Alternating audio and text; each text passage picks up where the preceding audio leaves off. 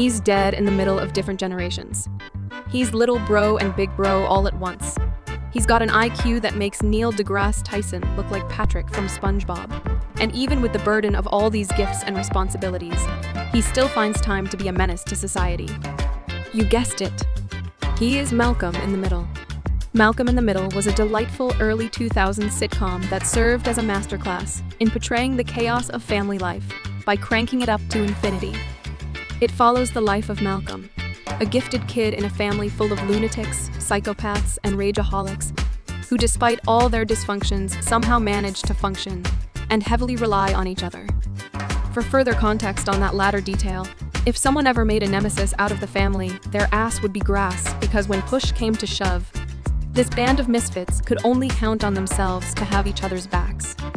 As scary as that might sound, it led to some sweet moments on the show, and after such a build-up, I'm pretty sure you are all eager to meet this family and see where the guys who portrayed them are today. But before we jump right into the Arkham Asylum that was the Wilkerson household, a touch of support by subscribing to the channel would go a long way. And if you're feeling extra generous, hit that like button if you enjoy the video. Now, let's meet the family.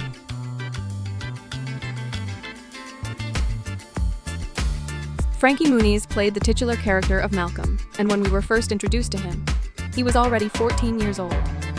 Malcolm was supposedly the normal one in the ring circus that was his family. Blessed with an IQ high enough to solve world hunger, but cursed with a family dumb enough to eat paste for fun, Malcolm would take time out of almost every episode to whine about how hard it was being smart, but would almost be immediately shut down physically by either one of his brothers or mentally by either his mom or his fellow Creelboyns. Truth be told, I lived for those shutdowns as they were a way of smacking some sense into the viewers, as Muniz would play the well-written role so well that at times you couldn't help but sympathize with this smug little know-it-all who definitely had it better than most. But after a whirlwind career and a stint as the face of the early 2000s, Muniz would step away from acting and decided to dabble in professional race car driving like the badass he is. Today, he is 38 years old, and after conquering the world of race car driving and the olive oil industry, he is getting ready to step back into the acting world and revisit the character of Malcolm in a revival of the show. Next up, we have the man-child patriarch of the household, Hal. In the year 2000, a 43-year-old Bryan Cranston brought to life the quirky, irresponsible dreamer who loved his family dearly. Though his love for his family was undeniable, his true passions included bizarre hobbies like competitive speed walking, painting naked, and obsessing over bees. But even if he was occupied with a different side quest in pretty much every episode, at the end of the day, he was still a present father figure at the dinner table.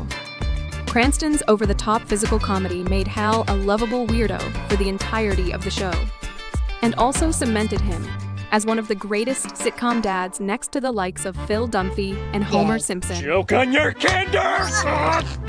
No, I'm kidding.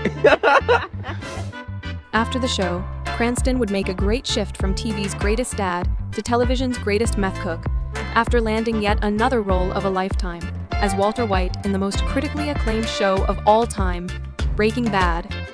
Throughout the entirety of Breaking Bad, the once goofy dad from Malcolm would become the king of prestige drama for over 4 years, while dominating the screens and the award shows, and today at 67 years old, Cranston is now Hollywood royalty, juggling acting, writing, and directing, and looking effortlessly cool in interviews.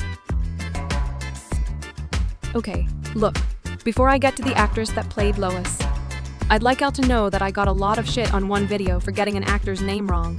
If you'd like to know which one, you'll have to watch the other videos to find out.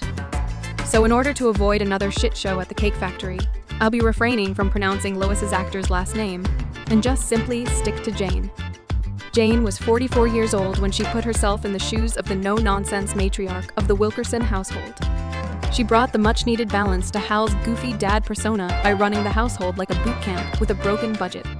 Whether it was yelling at the universe or doling out prison-like punishment to her kids, who in her defense gave it as good as they got it, Lois ensured nobody escaped her wrath.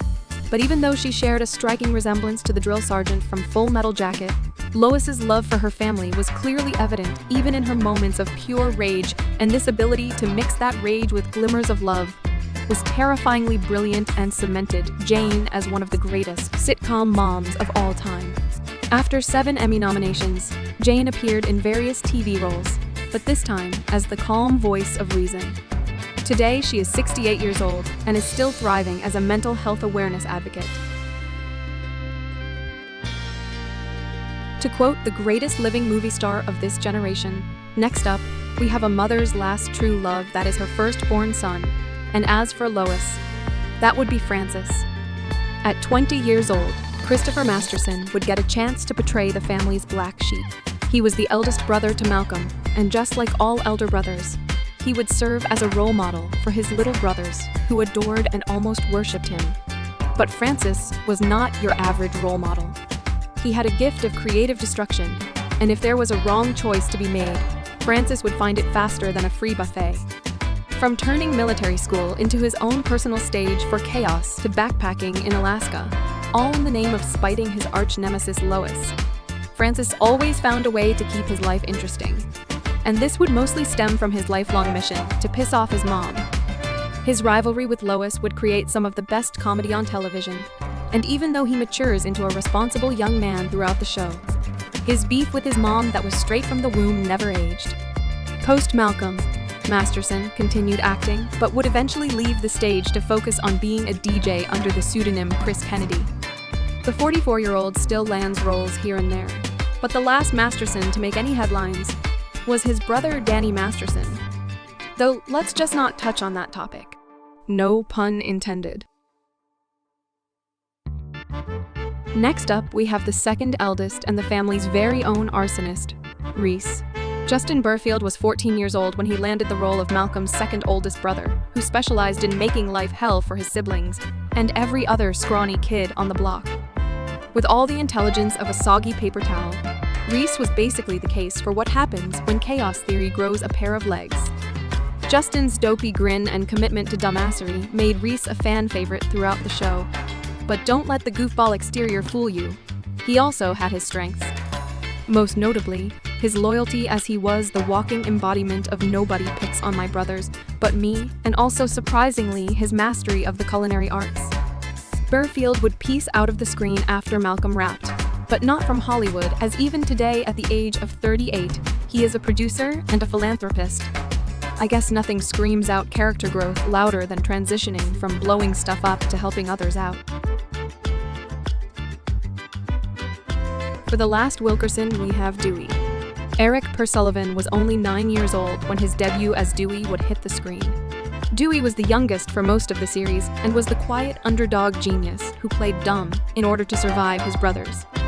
He spent his childhood looking adorable, but don't let the cuddly exterior fool you. He was still a Wilkerson. He didn't retaliate or rebel physically like Reese, or verbally like Malcolm, but was instead a conceiver and a planner. Watching his schemes unfold was like watching the making of a masterpiece. And honestly, you were better off having either one of the other brothers on your bad side, as Dewey didn't just hurt you, he destroyed you.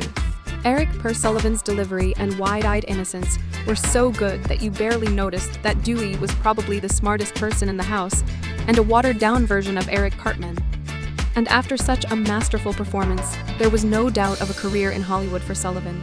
But he opted for a more private and peaceful life. Today, at 33 years old, Eric has practically disappeared, making his real-life trajectory more mysterious than one of Dewey's revenge schemes. For all we know, he is currently sitting on a throne made entirely of Malcolm's syndication checks.